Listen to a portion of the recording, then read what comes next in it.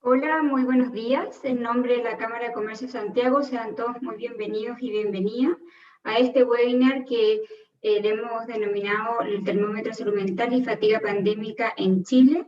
Es un estudio longitudinal realizado por la Asociación Chilena de Seguridad e implementado también a través del Centro de Estudio de la Universidad Católica de Encuestas y Estudios Longitudinales. Sabemos que este contexto de pandemia y confinamiento que hoy atravesamos, lleno de incertidumbre, nos ha traído diversas consecuencias psicosociales a lo largo de los diversos aspectos de la vida, y claramente el impacto relacionado con los temas de salud mental hoy día se hacen cada vez más visibles. Si bien sabemos que el teletrabajo nos ayuda a estar confinados y disminuir los contagios, a su vez ha tenido un impacto tremendo en la salud mental de la población, y es por esto que creemos como Cámara de Comercio de Santiago que es muy relevante podamos saber e informarnos respecto a este tema y cómo organizaciones que estamos en medio de apoyar a nuestros colaboradores en este tema podemos generar estrategias y planes de acción a seguir. Eh, Sin más preámbulos, los dejo con Cristian Farías, jefe de Asuntos Públicos de la Asociación Chilena de Seguridad, quien posteriormente nos va a presentar a Daniela, nuestra expositora del estudio, y quienes quieran hacer preguntas las iremos desarrollando después de la presentación, y también tendremos disponible el webinar en el canal YouTube de la Cámara para quienes quieren verlo con posterioridad. Adelante, Cristian. Hola Paula, muy buenos días. Muchas gracias por tus palabras y la presentación, y muy buenos días a todas y todos quienes hoy nos acompañan en este webinar. Agradecer quienes aceptaron esta invitación que hizo la Cámara de Comercio de Santiago junto a nosotros como Asociación Chilena de Seguridad, que nos da la posibilidad de encontrarnos de manera virtual esta mañana para abordar un tema tan relevante como es la salud mental de los chilenos. Como Asociación Chilena de Seguridad, tenemos como aspiración hacer de Chile el país que mejor cuida a los trabajadores y sus familias. En esta tarea, más de 4.800 profesionales formamos parte de esta organización que integra el sistema de seguridad social del país. Si bien a lo largo de la historia nuestros esfuerzos han estado centrados en prevenir accidentes a causa o con ocasión del trabajo, entregando la más oportuna y mejor atención de salud a los trabajadores afiliados a esta mutualidad, y de ser necesario, entregamos aquellas prestaciones económicas que permitan garantizar de manera parcial o permanente los ingresos económicos de los trabajadores. De un tiempo a esta parte, el tema de la salud mental se ha incorporado de forma más decidida en la estrategia de largo plazo de la H. Las enfermedades psicolaborales han tomado relevancia en nuestro país en el último tiempo, con un aumento sostenido en los últimos años. Las patologías mentales a causa por factores laborales están ocupando los primeros lugares entre aquellas reconocidas por la ley, y solo entre el 2016 y el 2018 hubo un aumento de un 48%, bordeando casi los 2.000 casos acogidos de manera anual por nuestra mutualidad. Sectores como el retail, comercio, administración pública, educación y servicios de salud son los más propensos a presentar patologías de este tipo. El tema de la salud mental es un desafío país creciente, y los problemas asociados pueden estar impactando sustancialmente tanto en la calidad de vida como en la productividad y competitividad de Chile. Por lo mismo, como organización, y como lo decía Paula hace un momento, nos asociamos, hicimos un acuerdo estratégico con el Centro de Estudios, con el Centro de Encuestas y Estudios Longitudinales de la Universidad Católica, liderado por David Bravo, para desarrollar el termómetro de la salud mental de Chile, y que a la fecha hemos podido aplicar ya 2 versiones y ya estamos desarrollando una tercera que nos permitirá encontrar evidencia que esperemos ayude a unar esfuerzo con otros actores del sistema de salud para analizar de mejor manera las políticas públicas y proponer formas en que el mundo empresarial pueda contribuir a esta problemática social. Obviamente la crisis desatada por el COVID-19 no solo ha afectado económicamente a los chilenos, sino que también está agregando un factor preocupante en materia de salud mental. Los resultados que a continuación Daniela les presentará fueron obtenidos mediante entrevistas telefónicas a una muestra representativa de aproximadamente 1.400 personas entre 21 y 68 años durante las últimas semanas del año 2020.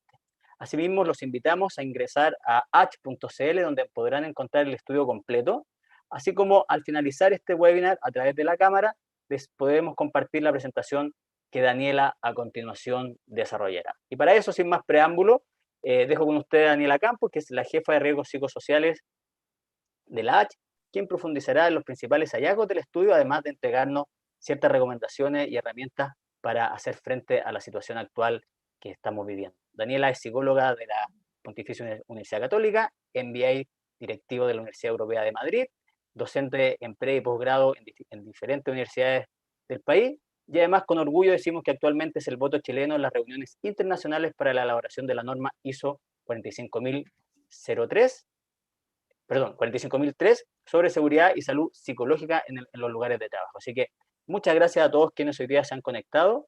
Y Daniela, una vez más, un placer estar lamentablemente vía remota conectado, pero sabemos que tú muy presente en estos temas. Así que, y Paula también, te agradecemos por darnos esta oportunidad como Cámara de Comercio Santiago de poder nosotros como Asociación Chilena de Seguridad presentar y llevar estos contenidos a quienes hoy día se han conectado. Daniela, te dejo a ti. Gracias, Cristian, y gracias, Paula. Voy a compartir mi pantalla, que debería estar viéndose, ¿sí? Y Se ve. ¿se ve? Perfecto. Sí. Perfecto. Ya, y se ve, y yo la veo al otro lado, así que si es que a veces me ven mirando para el lado, es por eso. A ver. Ya. Entonces, hoy día hay tantas cosas que les quiero comentar respecto al tema del termómetro de salud mental y respecto al temazo de la fatiga pandémica, que es algo que conversábamos, ¿no es cierto?, que es algo que va a ir en aumento en la medida en que tengamos este confinamiento. Lo conversábamos antes con Paula y con Cristian. Estamos en una situación hoy en donde, por cierto, el tema del COVID va a ser cambios transversales y profundos en el estilo de vida de todo el planeta. En ese sentido, va a ser un hito, ¿no es cierto?, que va a cambiar el ciclo vital. Por cierto, los niños, por ejemplo, hoy, no sé, que ya han vivido, ¿no es cierto?, casi 2 años, 1 año y tanto, con un tema de coronavirus que ha sido tan relevante, ¿no es cierto?, el no poder ir al colegio, el no poder ver a los amigos. Por cierto, va a ser un cambio, un hito, ¿no es cierto? Y en ese sentido, probablemente después de varios años, cuando pase, no sé, ya esto hace, no sé, 10 años más, vamos a decir, ok, ¿esto pasó antes o después del coronavirus? O sea, probablemente lo vamos a usar como un hito, como que va a ser un marcador, ¿no es cierto?, cronológico. Por lo tanto, necesitamos tener estrategias para mitigar lo que va a pasar. Y en ese sentido, lo que está pasando y lo que va a pasar, y en ese sentido, nosotros ya sabíamos que el tema del confinamiento aumentaba la sintomatología de salud mental, y eso se sabía previo al COVID. O sea, ya habían investigaciones, metaanálisis que habían tomado todas las investigaciones que se habían hecho en el brote del 2003 del SARS, o en el brote del 2014 del ébola, respecto al aumento de sintomatología en cuarentena y específicamente el impacto en la salud mental de este tipo de situaciones y de pandemia.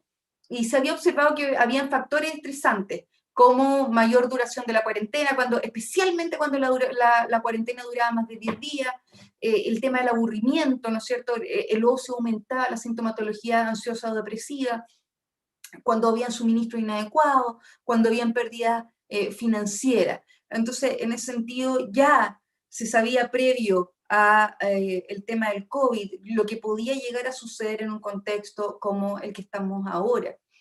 Y lo que es interesante también es que a nivel internacional, a diferencia de lo que ocurría en otros ámbitos de la psicología, para hacerles la comparación, por ejemplo, en temas de agentes de riesgo psicosociales, eso siempre va a estar mediado por la cultura. En ese sentido, por ejemplo, los riesgos psicosociales de Latinoamérica son súper diferentes en comparación a, no sé, Grecia, Dinamarca, Inglaterra, China, India, ¿sí? Y en general las patologías de salud mental cambian muchísimo respecto a temas de cultura, por ejemplo, también problemáticas como el suicidio. Sin embargo, el impacto en la salud mental a nivel internacional respecto al tema del COVID ha sido bastante transversal. Y cuando uno toma investigaciones por ejemplo, de lo que está ocurriendo en Estados Unidos, en Inglaterra o en China, se da cuenta que la sintomatología es algo muy, muy similar, independiente de la cultura. En ese sentido, vemos que a nivel internacional un 31% ¿no es cierto? Presenta sintomatologías de ansiedad, un 54% sintomatologías depresivas, ¿no es cierto? Y un 15% estrés autoinformado. Ahora, a mí, antes de empezar a hablarles del termómetro de la salud mental en Chile que hicimos con la Católica, me gustaría hacer una hincapié en un detalle. Eh, Hay una diferencia, que es una diferencia abismante, entre un síntoma y un trastorno, ¿sí? Finalmente un trastorno es un conjunto de síntomas que se da durante un tiempo en particular, con una severidad en particular, y durante un periodo, ¿no es cierto?, con una periodicidad. Entonces, en ese sentido, probablemente todos nosotros hayamos tenido síntomas depresivos y síntomas ansiosos la semana pasada, ¿sí? Síntomas depresivos como andar irritable, la baja de atención, concentración y memoria, el llanto fácil, este como desánimo, la bulia, el que me cueste levantarme, la anedonia, esto de que las cosas que antes me daban placer ahora ya no me dan tanto placer, las dificultades para dormir, por ejemplo, el tener, no sé, por ejemplo, tener baja de apetito, eso por un lado. O por otro lado, síntoma ansioso, que puede ser también mucho, mucho apetito, sudoración de manos, taquicardia, esta hiperactividad, la sensación de que en cualquier momento va a pasar algo. No sé si les ha pasado, pero a mí yo he escuchado, y lo he dicho también, esta sensación de que como que va a temblar. Y tú decís, ¿pero qué tiene que ver el COVID con el temblar? Tiene mucho que ver, porque tiene que ver con el estar hiperalerta, ¿sí? Esta hiperactividad dado por estar hiperalerta. También conducta evitativa, etcétera. Y por cierto, el tema de los trastornos del sueño, que es transversal. Entonces, en el sentido claro, podemos nosotros haber tenido un par de estos síntomas. Lo complejo es cuando estos síntomas empiezan a ser ya más reiterados en el tiempo, con una severidad que, por ejemplo, no nos deja levantarnos o que no nos deja concentrarnos en nada. De ahí eso hay que poner una bandera roja y decir, espérate, acá yo debería consultar. Pero es importante porque cuando yo me doy cuenta de qué síntomas estoy teniendo, puedo hacer prevención para luego no tener un trastorno, que ese síntoma no genere un trastorno. Bueno, y a raíz de esto, entonces, como decía Cristian, decidimos hacer este estudio longitudinal con la Universidad Católica. La idea era decir, ok, esto es lo que está pasando en el mundo, veamos si nos pasa lo mismo en Chile y hagamos una investigación seria al respecto. Me refiero entonces no solamente a hacer como una encuesta rápida por mail, sino que una investigación seria con, que sea representativa de la población nacional, urbana, ¿sí?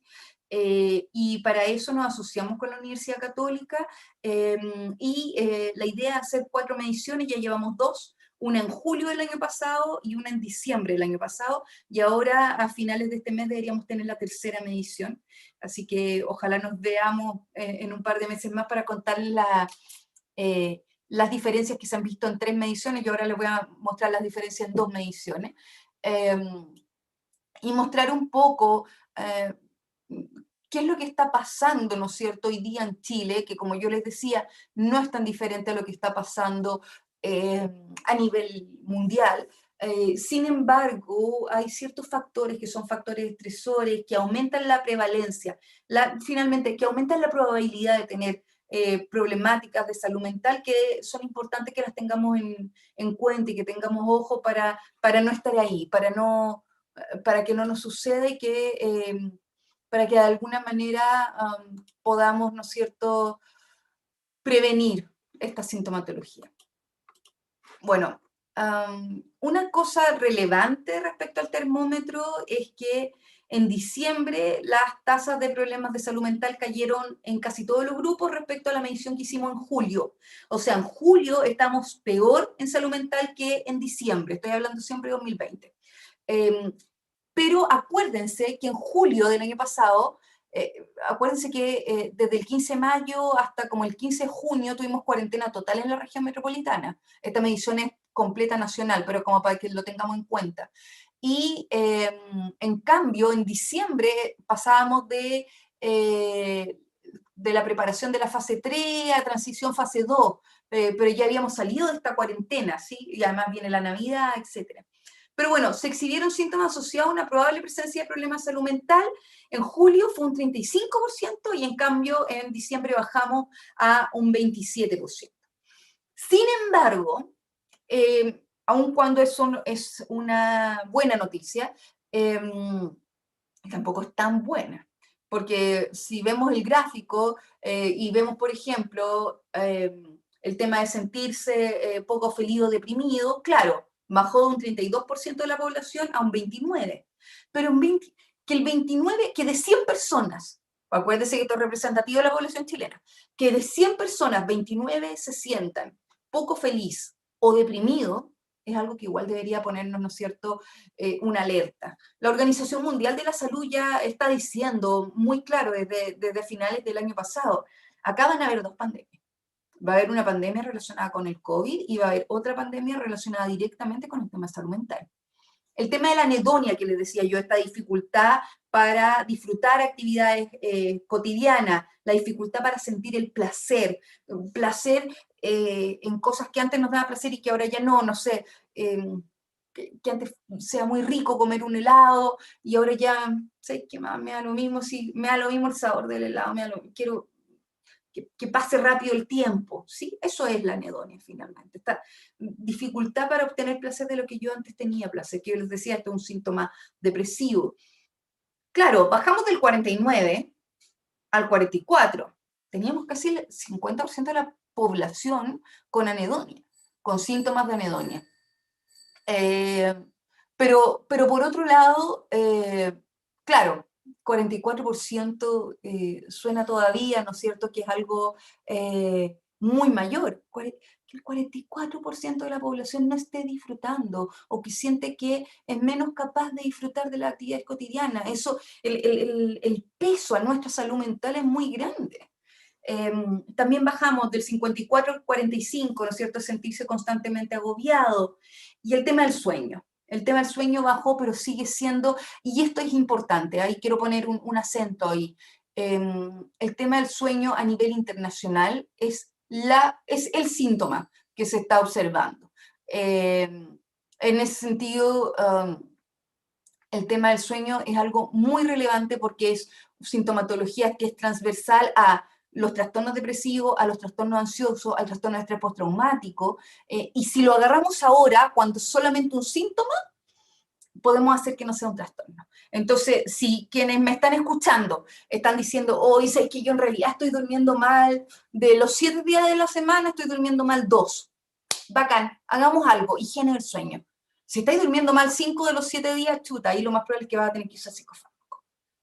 A no ser de que puedas controlarlo de alguna manera, digamos, pero lo más probable es que vas a tener que tratarlo, ¿sí? En cambio, podemos prevenir un trastorno si es que ya llevamos, no sé, 2, 3 días durmiendo mal durante un par de meses, pero podemos hacer, ¿no es cierto?, cosas para prevenir. Y además, nosotros con el tema de la pérdida del sueño, como vimos que es algo que estaba, ¿no es cierto?, masivo a nivel mundial, hicimos una escala en diciembre, una escala específica que se llama la escala de insomnio EASY, en donde vimos que, por cierto, el 47% en total tenía problemas de sueño midiéndolos con esta escala. Sin embargo, además vimos que el 19% presentaba problemas de insomnio moderado o severo y el 28% problemas de sueño suave. Finalmente, problemas en conciliar el sueño, en permanecer durmiendo o en despertar antes.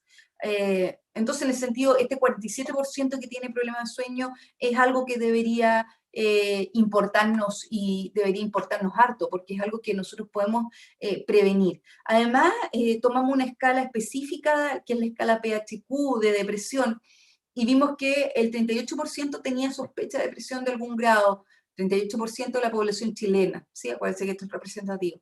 Un 25% suave y un 6% moderada y un 6% mayor. En Chile, previo al COVID, nunca habíamos subido un 4% de sintomatología grave de depresión. Y en cambio ahora ya estamos en el 6%. ¿Sí? Y esto es mayor en mujeres y en adultos mayores y en personas desocupadas, personas que actualmente no están trabajando.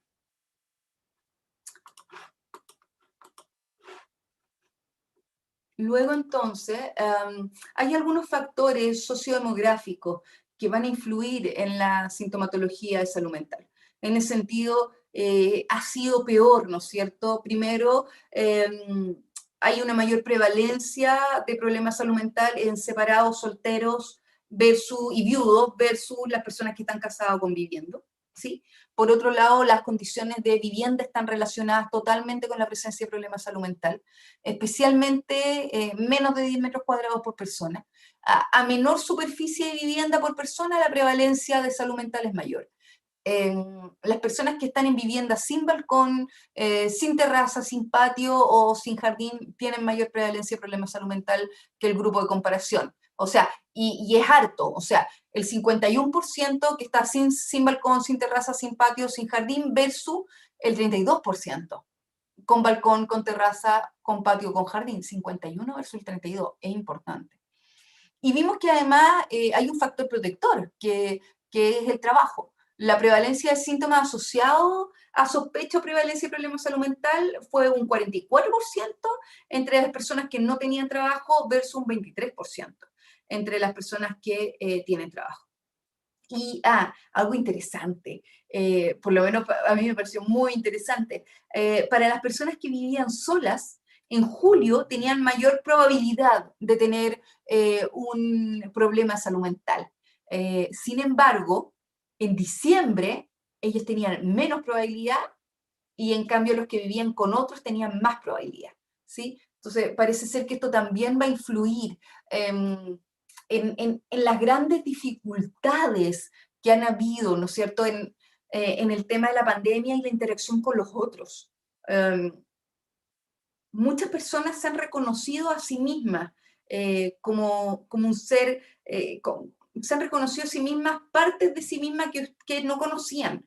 O sea, no solamente quién soy yo, sino quién soy yo en pandemia. Y muchas personas les ha tocado reconocer quién soy yo en pandemia y quién, por ejemplo, es mi pareja y quién es mi pareja en pandemia. Y han empezado a conocer a otra persona también, no otra persona, a otra variable de las personas. Y son variables que no necesariamente son variables que nos tienen que gustar.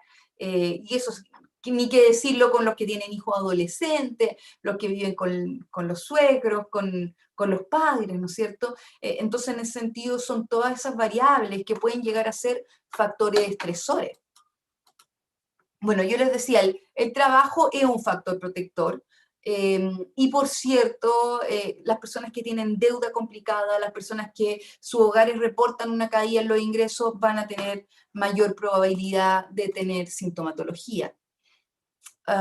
Yasmina, entre medio, pregunta si vamos a enviar la presentación.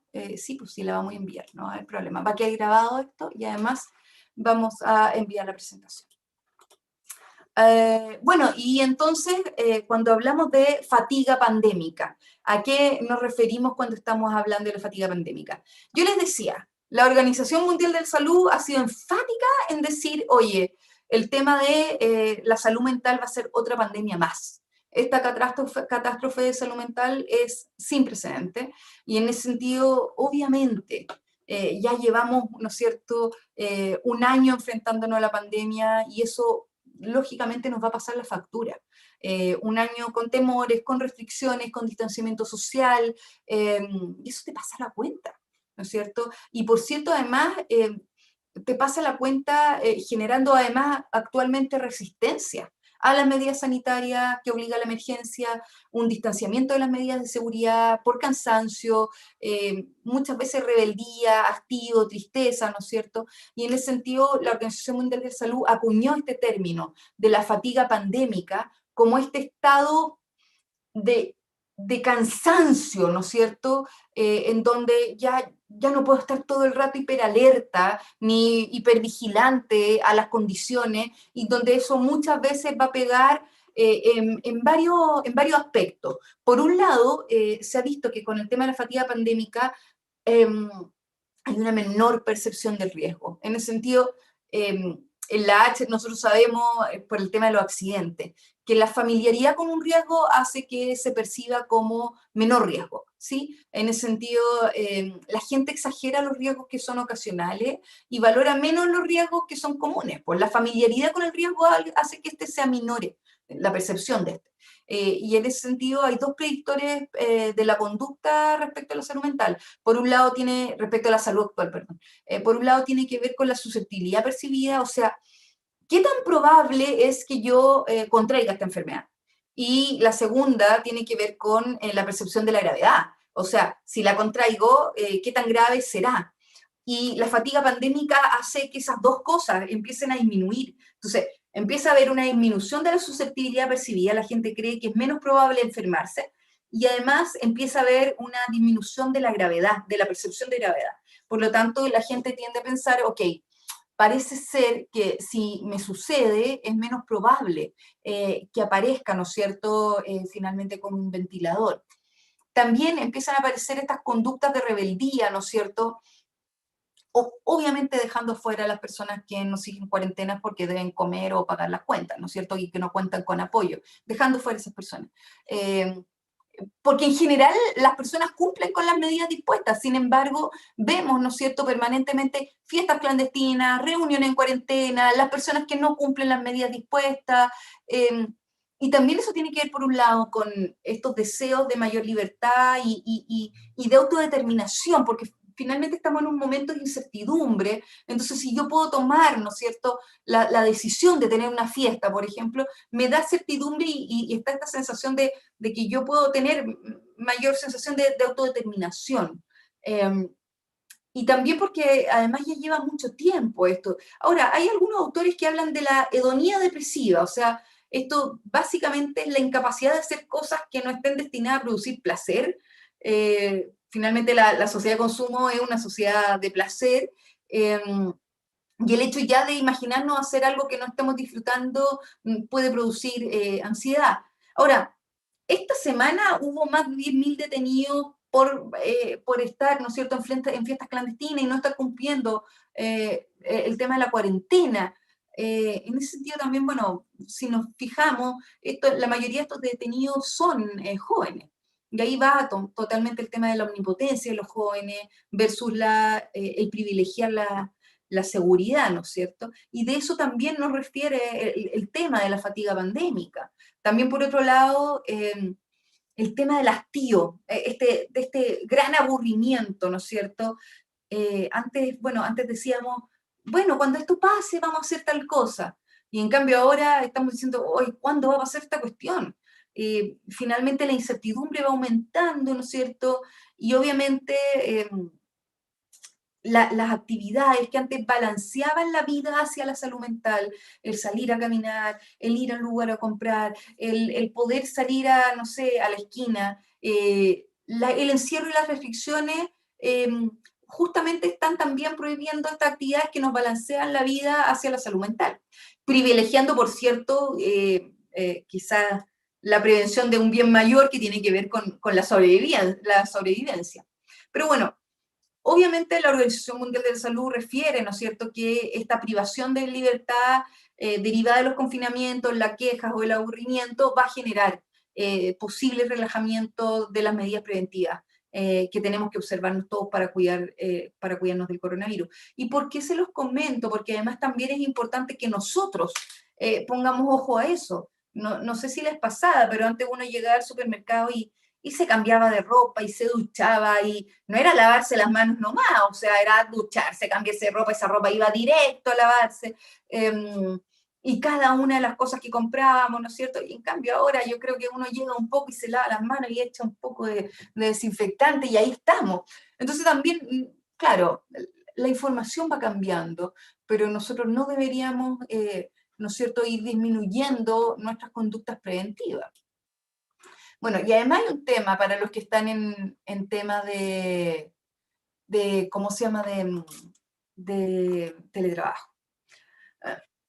El teletrabajo se ha presentado como una gran panacea, como algo que, bueno, por cierto, tiene muchas cosas positivas y en situación de cuarentena obviamente ha sido muy, muy positivo. Sin embargo, obviamente existe una fatiga digital que aumenta con el teletrabajo.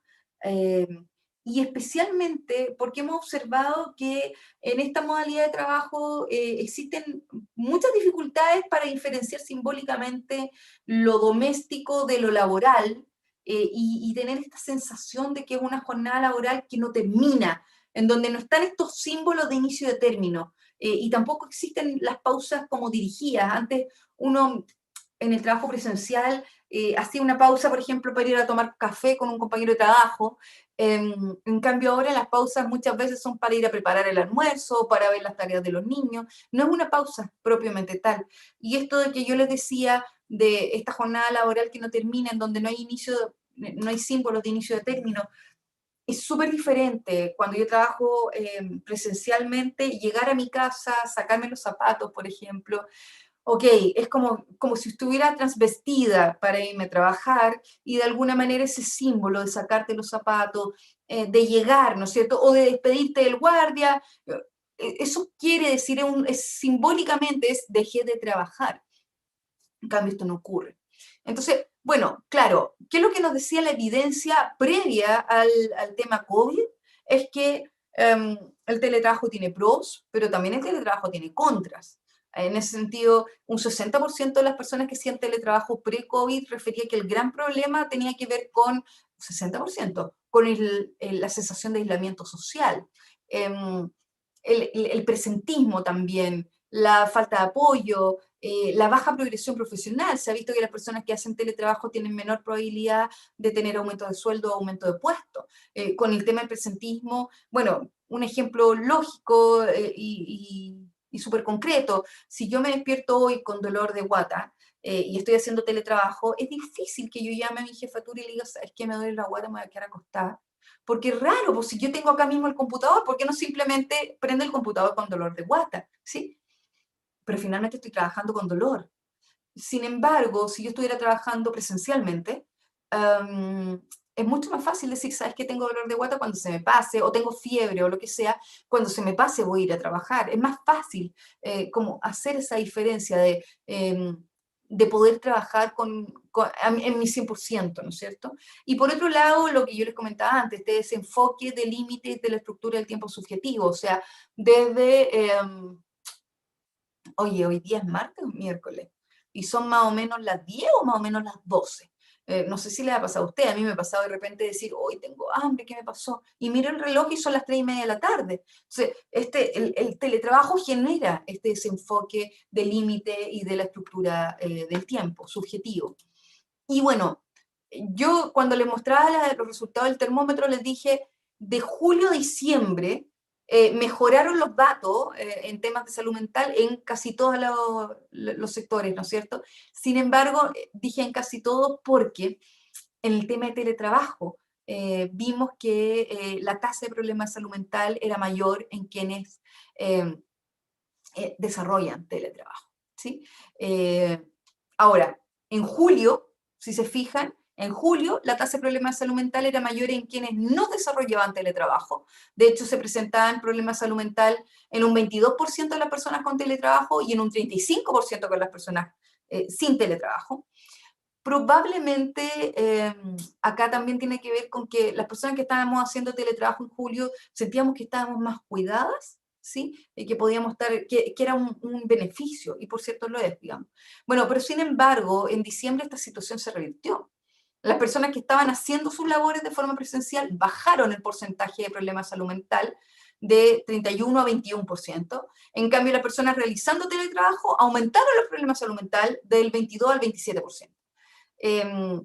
Claro, pues, y en julio las personas que estábamos con teletrabajo nos sentíamos más seguras respecto a un posible contagio versus quienes tenían que salir a trabajar presencialmente. Acuérdense que además no teníamos mucha información, qué es lo que te contagia y qué es lo que no. Y bueno, se veía el teletrabajo como un factor protector, po. Pero luego de 6 meses o más en teletrabajo, eso comenzó a tener un impacto mayor en la medida en que obviamente las personas que están teletrabajando, y eso se ha documentado, empiezan a aislarse, existen dificultades en esto de diferenciar lo laboral de lo doméstico, lo que yo les decía, la jornada laboral que no termina, ¿no es cierto? Y en ese sentido también en respecto a sintomatología depresiva. En diciembre el 45% de las personas con teletrabajo presentaron problemas de depresión, sintomatología depresiva, versus el 31% sin teletrabajo. Y en ese sentido es algo relevante, porque por cierto hay, ¿no es cierto?, cosas que podemos hacer para que el teletrabajo duela menos, que está relacionado con cómo yo manejo el aislamiento, con cómo tengo estos símbolos de inicio de término y con cómo puedo hacer pausas que sean pausas efectivas. Y además hay otra cosa que tiene que ver con la fatiga digital. Por acá alguien dice, José Tomás dice, el tecnoestrés, totalmente, el tecnoestrés. Bueno, así como hablábamos de la fatiga pandémica, también hay una fatiga digital. Y hay, bueno, algunas recomendaciones básicas. Bueno, es algo interesante. Stanford ahora, hace, no sé, un par de meses, está realizando una investigación. Se pueden meter a la Universidad de Stanford si quieren participar y ver su nivel de fatiga digital. No ha cerrado la investigación todavía, pero ya sacaron ciertos datos sobre cómo podemos disminuir esta fatiga por el Zoom, esta fatiga digital. Y en ese sentido, bueno, obviamente va a tener que ver con cambios de hábitos, ¿no es cierto? Y qué cosas podemos hacer como para que de alguna manera nos cueste menos, ¿no es cierto?, esta transición al mundo presencial versus el mundo digital. Una de las cosas a las que se refiere esta investigación es de la cantidad excesiva de contacto visual de cerca cuando uno está en el Zoom. La cantidad de contacto visual aumenta muchísimo. Finalmente hablas y todos te están mirando. Yo, en todo caso, ahora yo no los puedo ver a ustedes me ven a mí, pero en reuniones tú hablas y tú ves cómo todos se están mirando. Y en la vida real, esta es vida real, en la vida presencial, ¿no es cierto?, la gente tiene un espacio en donde uno está escribiendo, mucha gente hace garabato en el sentido de hacer dibujitos, ¿no es cierto? O estáis con el lápiz, o estáis mirando a otro, o tú estás hablando, pero yo miro al otro como haciéndole gestos respecto a lo que está hablando el otro, ¿no es cierto? En cambio, las caras en las llamadas de videoconferencia son demasiado grandes para la comodidad. O sea, además que yo cuando veo al otro no veo la cara del tamaño de un computador, ¿no es cierto? Veo una cara bastante más lejana. Lo que es interesante es que se ha mostrado en este tipo de investigaciones es que el ver la cara tan cerca simula un espacio íntimo. O sea, cuando tú en la vida real tienes una cara tan cerca como la que yo estoy observando ahora, ¿sí? Lo que dice la investigación es cuando la cara de alguien está tan cerca en la vida real, nuestro cerebro finalmente lo interpreta como, oye, esta es una situación intensa. O me va a llevar, bueno, las investigaciones dicen al apareamiento, o me va a llamar al apareamiento o al conflicto. Y en realidad es verdad, pues si alguien está tan cerca, de alguna manera, bueno, no, quizá ahí falta el tema de los hijos, por ejemplo, pero bueno, o hay mucha intimidad, cercanía, vincular, ¿sí? O alguien me va a pegar, o sea, me quieren robar, o lo que sea. Lo que sea, finalmente hace que a nivel cerebral tengamos un estado de hiperexcitación. O sea, oye, esto me están, ¿no es cierto?, de alguna manera están entrando en mi espacio íntimo, por lo tanto, lo que sucede en efecto cuando estamos usando Zoom durante muchas horas, digo Zoom para decir un ejemplo, es que estamos en estado de hiperexcitación para ver qué es lo que está pasando, ¿no es cierto? Y entonces ahí, bueno, una solución es sacar el zoom de la opción de la pantalla completa y reducir el tamaño de la ventana del zoom para ver la cara un poco más chica, como minimizar el tamaño de la cara y usar un teclado ojalá externo para aumentar nuestro espacio personal, la distancia entre uno mismo y la pantalla, que es lo que ocurriría en una situación presencial. También el tema de verse a uno mismo. Durante los chats de video, eso es decir, es bastante fatigoso. De hecho, ahora yo le estoy hablando a ustedes, pero en realidad me estoy mirando yo. Y eso es súper antinatural, po. Acuérdense cuántas veces uno se ve al espejo en el día, son pocas veces. Y además, lo que se ha mostrado es que cuando uno ve un reflejo de uno mismo, es mucho más crítico con uno mismo. Y en ese sentido, muchos de nosotros ahora nos vemos en el chat de video durante muchas horas, todos los días. Entonces, si empiezan a encontrarse más arrugados, si empiezan a encontrar que el pelo no sé qué, acuérdense de eso. Uno no se miraba tanto en el espejo, ¿no es cierto? Bueno, una solución es simplemente usar el botón de ocultar la vista propia, que se puede hacer generalmente tocando el botón derecho de la propia foto. Ahora, obviamente ahí hay que tener cuidado. Ustedes ya han visto millones de memes y de videos en donde la gente se le olvida, ¿no es cierto?, que lo están mirando. Entonces, ojalá primero ver que uno esté enmarcado, ¿no es cierto?, correctamente en el video y no olvidar que te están filmando, que te están viendo, que te están grabando.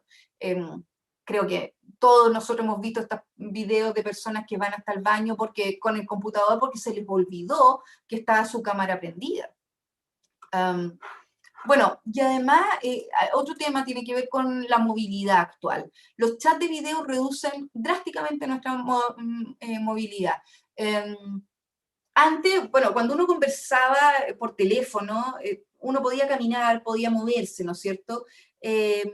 Y también presencialmente uno iba a buscar un café, no era tan mal visto, ¿no es cierto? O si me paraba, iba a buscar algo, prendía el proyector, ¿no es cierto? Te movías un poco. Y en ese sentido, la videoconferencia, la mayoría de las cámaras tienen un espectro, ¿no es cierto? Un campo visual que está establecido.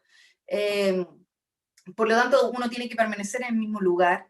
Y este movimiento está limitado a las formas que no son naturales, po. O sea, y es interesante porque hay investigaciones que muestran que cuando las personas se mueven, se desempeñan mejor cognitivamente, y acá nosotros tenemos que estar estáticos, ¿no es cierto? Una solución puede ser un teclado externo que nos ayude a generar distancia o mayor flexibilidad, ¿no es cierto? A veces apagar el video durante unas reuniones que sean muy largas, ¿no es cierto?, para darnos un descanso. Por otro lado también, por último, la carga cognitiva es mucho mayor en los chats de video. Eso ha mostrado la investigación. En la interacción habitual de cara a cara, la comunicación no verbal es bien habitual y natural, ¿sí? Es decir, no sé, es probable que si estuviéramos en una reunión, por ejemplo, partiendo porque yo puedo ver sus signos de aprobación o desaprobación, o decir, sí, y ahí yo puedo decir, oh, es verdad, lo que estoy hablando les parece interesante o no. En reuniones también, en reuniones presenciales, muchas veces con una mirada uno dice una cantidad de cosas que es impresionante respecto al lenguaje no verbal. O sea, está hablando algo y tú miras a un compañero y le haces un gesto así como, con eso estoy diciendo, ¡ay, que se cree este gallo que está diciendo esto, que no sé qué, que la! O puedo hacer otra mirada, ¿cachai? Tiene que ver con la comunicación no verbal, es natural. Sin embargo, en los chats tenemos que trabajar mucho más para enviar y recibir señales. A mí me ha pasado, yo a veces me observo a mí misma, me llega a dar vergüenza, pero yo creo que ustedes también lo han hecho, esto de a veces hacer como así, aplaudir o decir sí, sí, tengo que asentir exageradamente, o alguien está diciendo algo y yo estoy de acuerdo, tengo que hacer como, todo es medio exagerado, levantar el pulgar, se exagera, porque la comunicación no verbal ya no existe como esta mirada de reojo, ¿no es cierto? Y tengo que de alguna manera sobreexpresarlo para poder expresarlo el no verbal dentro de la cámara, ¿sí? Entonces, una solución tiene que ver con darse el descanso de solo audio, apartar muchas veces el cuerpo de la pantalla y otras veces simplemente verbalizar lo que estoy diciendo. Prender la cámara, es decir, prender, perdón, el audio y decir, sí estoy de acuerdo, listo, para no estar... Sí, porque eso, esa es una carga cognitiva, ¿no es cierto?, en estos chats. Y bueno, y de hecho había una pregunta relacionada con esto. Cambiando un poco de tema, pero siempre en el contexto de esta fatiga pandémica y de la fatiga, ¿no es cierto?, digital, ¿qué recomendaciones hay para las organizaciones y cómo pueden hacer las organizaciones para aportar, ¿no es cierto?, desde la salud mental? Por un lado, yo diría que todo lo que están viendo ustedes ahora se puede reducir a un solo concepto, que tiene que ver con la empatía. La empatía. Acuérdense que estoy mirando a veces para acá porque tengo la pantalla acá. Por un lado, conocer a los miembros del equipo, cosas tan simples, nos ha pasado en situaciones como las actuales, de tener trabajadores, por ejemplo, que le avisan a su empleador, a su jefatura y le dicen, oye, sabes que estoy con síntomas de COVID, voy a ir al hospital, y después ya no contestan más el teléfono. Y hemos visto a jefatura preguntarse, chuta, ¿esta persona estará bien o mal? Quiero llamarla no para pedirle el informe X, sino que para saber si está bien o mal. Y no hemos visto con que muchas personas, muchos equipos de trabajo no se conocían. Es decir, se veían todos los días, almorzaban juntos todos los días, pero no se conocían. Oye, ¿esta persona vive con una pareja? No sé, parece que vive con alguien. ¿Es con un hijo? ¿Es con una señora?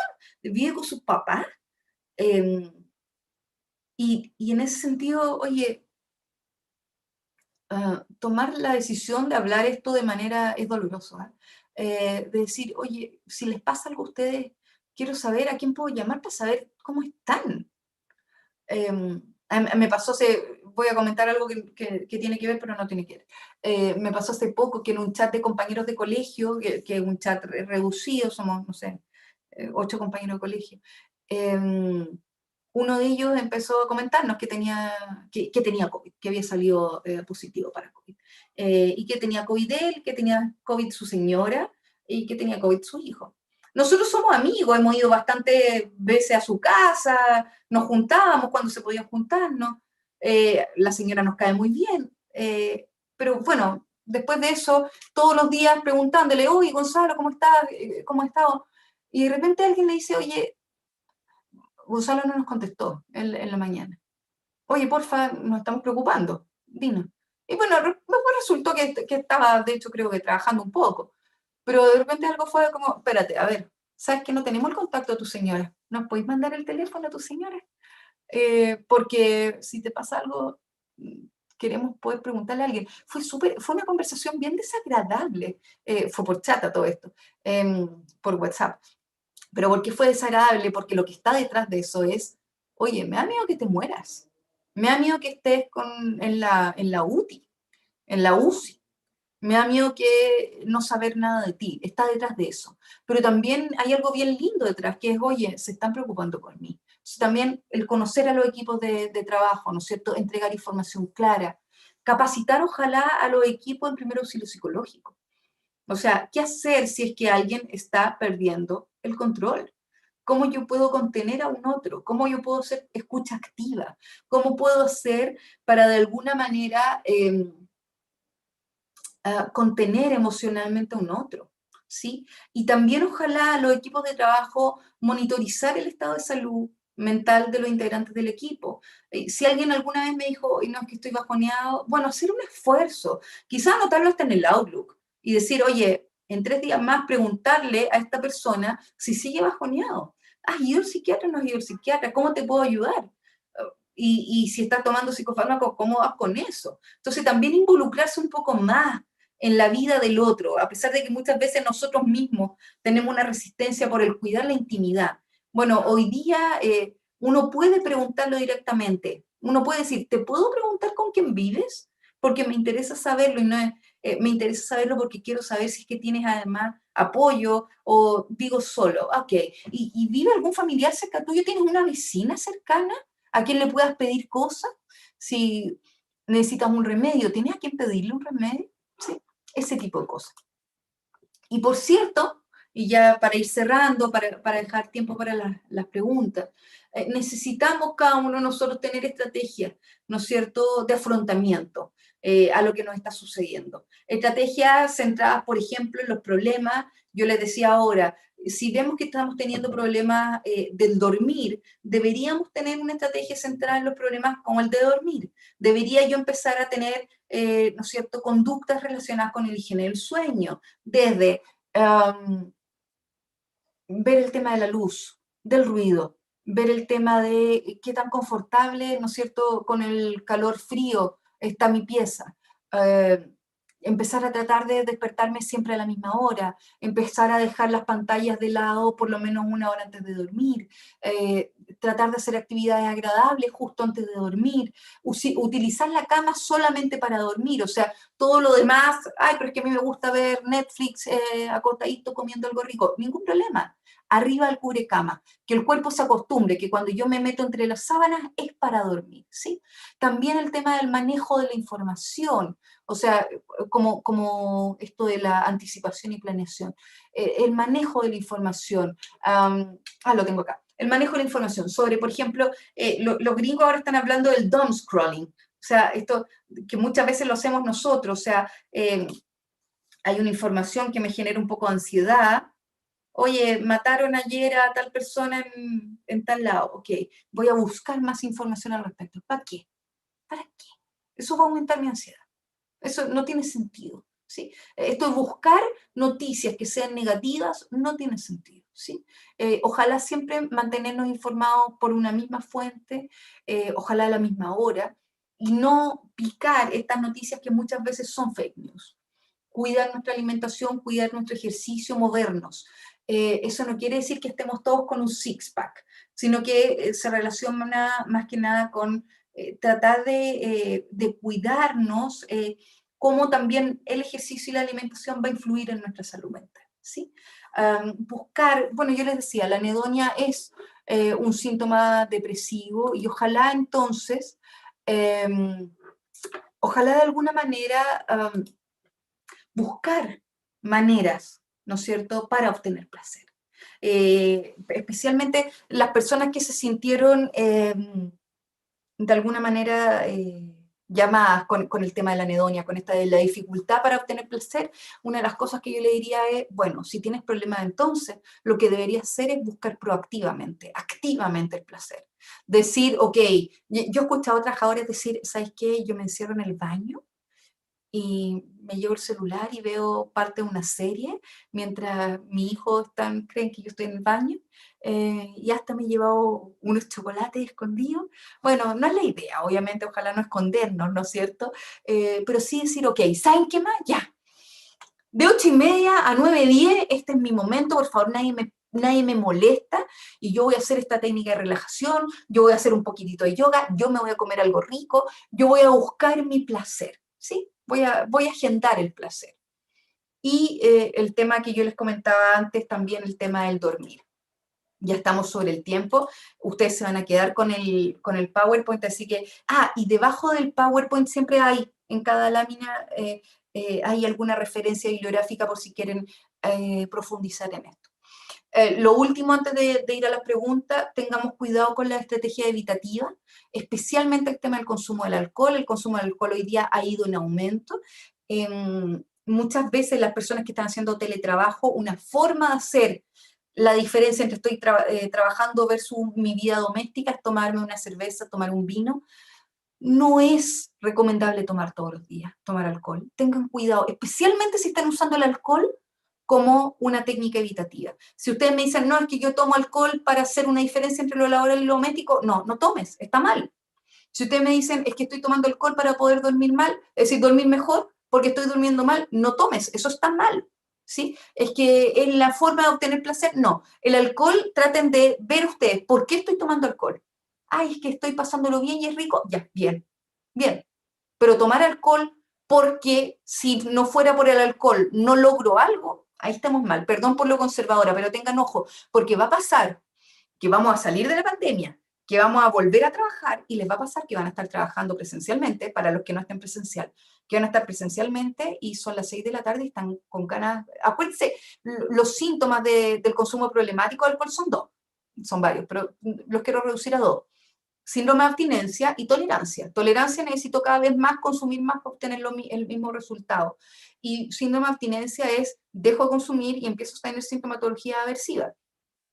Por lo tanto, tengan cuidado. Si hoy día, si lo que les estoy diciendo les resuena un poco, les propongo algo. Dejen de tomar alcohol por 5 días. Y si es que el día 3 empiezan a sentirse mal, eso quiere decir que tenían un consumo problemático de alcohol, ¿sí? Bueno, Cristian les dijo, la página de la AT, específicamente yo me iría al tiro a la página coronavirus.h.cl. Pueden tener recomendaciones para reintegrarse al trabajo, ejercicios de respiración, ejercicios para gestionar las emociones en tiempos de COVID, recomendaciones para adultos mayores, etcétera, videos, ¿no es cierto?, de relajación muscular, técnicas para un buen dormir, etcétera. Y solamente, antes de irnos a la pregunta, acordarnos, esto también va a pasar, en algún momento va a pasar, ¿sí? Si quieren, no sé, Paula, si tú quieres comentar. Gracias, Daniela, por la información. Mira, hay algunas preguntas. Lo primero, Yasmín nos ha preguntado cómo podemos ubicarte, Daniela, en algún correo, alguna... No me atrevo a dar mi correo, no sé, a través de la app misma. Lo que pasa es que, bueno, o pueden enviarme un correo a decampos@h.cl, pero probablemente va a ser dificultoso que pueda contestar los correos directamente. Sí. Sí, buenísimo. Lo otro, Dani, tenemos una pregunta respecto a principalmente buscar algún documento o recomendación para las empresas. Tú lo acabas de comentar, algún programa para tratar las dificultades relacionadas. Ahí escribió Sara Muñoz. A ver, si ustedes se meten a la página van a poder tener información específicamente sobre qué es lo que pueden... Y yo les recomendaría, hay un e-learning para las jefaturas. ¿Qué podemos hacer desde las jefaturas? Para justamente lo que hablábamos, esto de conocer a nuestro equipo, cómo puedo establecer un programa preventivo respecto a lo que está pasando, ¿no es cierto? Y en ese sentido,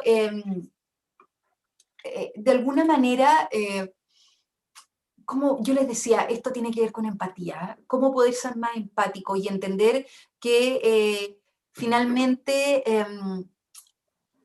a todos les está doliendo y que todos tenemos una realidad diferente. Hay gente hoy día que se le ha muerto personas y que tienen un dolor muy grande. Y eso también es interesante. Entender que cada uno tiene una vida particular, con detalles particulares, pero eso no quiere decir, porque yo he escuchado a hartas personas decir, ay, pero es que hay gente muriéndose afuera y yo voy a estar llorando porque no puedo ver no sé, a mis papás, o yo estoy llorando porque, pucha, me encantaría ir a un bar, me encantaría ir a bailar, y no puedo ir a bailar hace más de 1 año y medio. Una cosa no quita la otra. O sea, yo puedo ser respetuoso con el dolor de los otros y ser respetuoso con mi dolor también, aun cuando mi dolor sea más, quizás menos justificable, pero es que siempre va a ser, el dolor propio es subjetivo y siempre va a ser justificable. Entonces, tener pena y hasta llorar porque quiero salir a bailar o porque me quiero juntar con mis amigos o porque quiero salir a andar en bicicleta de manera tranquila, es algo que es totalmente válido. Estamos en una pandemia mundial. En ese sentido, a mí me encanta una frase que dijo Eduardo Fernandúa, que es un filósofo chileno, que es una frase muy simple. Él dice, las crisis son primero crisis. Primero crisis. Si después podemos sacar algo positivo de las crisis, lo veremos después, lo veremos a posteriori, ¿sí? Pero como que ahora dicen mucho, la crisis es una oportunidad. Sí, pero para mucha gente la crisis es una crisis, para mucha gente, oye, no sé, para las personas que se le murieron los papás por COVID, no le podéis decir que la crisis es una oportunidad, la crisis es una crisis. ¿De qué estamos hablando? Entonces, en ese sentido, de alguna manera también validar lo que nos está pasando a todos y cada uno de nosotros. Yo creo que una de las primeras cosas, que quizás no fui suficientemente enfática en comentarlo, una de las primeras cosas respecto al tema del impacto de la salud mental en la pandemia es darnos cuenta que nosotros podemos estar sufriendo por lo que sea, porque finalmente estamos en una crisis y nos tenemos que hacer cargo de eso. O sea, lo primero que tenemos que hacer es observar lo que nos está pasando cada uno de nosotros. Excelente. Dani, preguntan dónde pueden descargar el estudio en la página de la H. El estudio, ya, estudio en completo. virus.h.cl están los resultados del termómetro de salud mental. Están todos. Hay una cantidad de información que yo no se las dije ahora porque está segregado por sector económico, Género, por edad, por demográfico. todo. Sí. Son más de 100 60 y páginas. tantas páginas.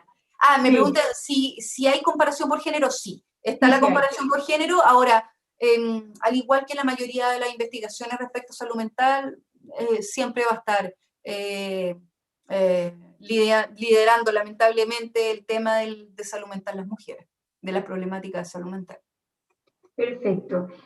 Otra pregunta que nos hacían respecto a las intervenciones que podemos hacer como empleadores a los temas relacionados con salud mental, si bien entendemos que los riesgos psicosociales, ¿verdad?, están más allá de alguna condición particular o familias disfuncionales o patología, ¿hasta dónde está el límite que podemos intervenir con empleadores más allá de la fatiga pandémica, los riesgos psicosociales propios de la encuesta de ISTAS, por ejemplo?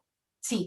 A ver, primero tener en cuenta que la Superintendencia de Seguridad y Salud, la Suceso, nos dijo ya en enero y lo volvió a decir en marzo, hay que volver a la evaluación de riesgos psicosociales, ¿ya? Hay que volver a la evaluación de riesgos psicosociales. Ahora, muchas empresas, muchas organizaciones nos están diciendo, oye, pero ¿cómo voy a volver a evaluar el riesgo psicosocial si de alguna manera... Espérate, Cristel dice se fue el audio. ¿Se fue realmente el audio? No, yo te escucho.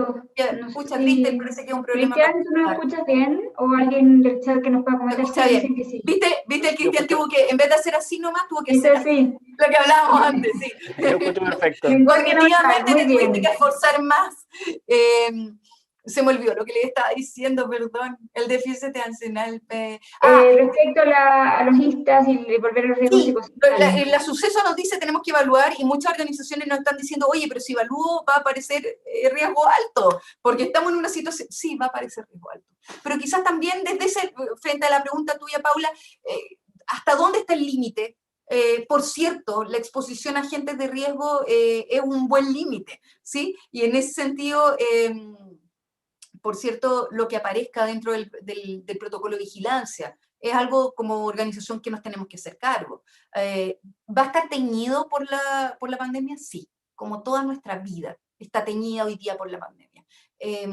Y nosotros nos podemos hacer cargo como organización desde lo laboral, o sea, desde cómo yo puedo hacer para exponer a menos agentes de riesgo psicosociales laborales a nuestros trabajadores.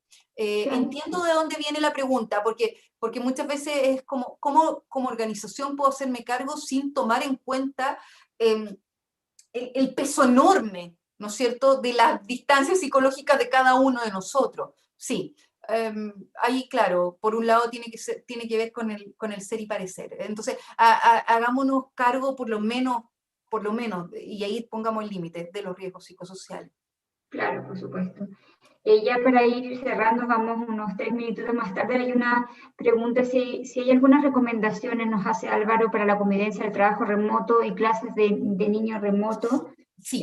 Que nos hemos enfrentado claramente los trabajadores. Bueno, eso da para 20 horas. ¿Sí? Yo diría, como tratando de reducirlo al máximo, hoy día el gran tema de los niños hoy día es la incertidumbre. Nosotros como padres o como cuidadores, una de las cosas que podemos darles es certidumbre, en algunas cosas al menos. Sí, Iván dice, da para un seminario aparte, sí, totalmente. Podemos darle certidumbre. ¿Cómo podemos darle certidumbre? Hábitos. hábitos, mierda, hábitos. ¿Cómo? Que los niños sepan que a tal hora se almuerza, que los niños sepan que a tal hora se hace tal cosa. Para los niños que están especialmente en colegio en las mañanas y tienen toda la tarde libre, para nosotros los papás es algo bien horripilante, porque por lo menos en las mañanas uno puede dejarlos sentaditos. Ojalá, hay niños que no se les puede dejar sentaditos, además va a depender de la edad, pero por lo menos uno puede tener ciertas reuniones, ¿no es cierto?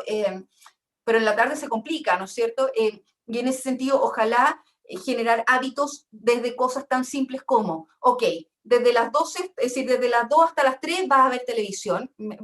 También es otra cosa, que no lo hemos comentado, va a haber que hacer un duelo. Va a haber que hacer un duelo. O sea, no vamos a ser los mejores padres, ni los mejores trabajadores, ni los mejores parejas, ni las mejores hijas. No. O sea, hagamos el duelo. O sea, y hagamos el duelo con que además vamos a estar un poco más gorditos quizás, o vamos a estar, ¿no es cierto?, las cosas que yo querría estar haciendo en mis tiempos libres son harto más interesantes que simplemente estar mirando el techo porque estoy demasiado cansada. Hagamos el duelo sobre eso, no somos superhombres ni supermujeres, ¿sí? Eso por un lado.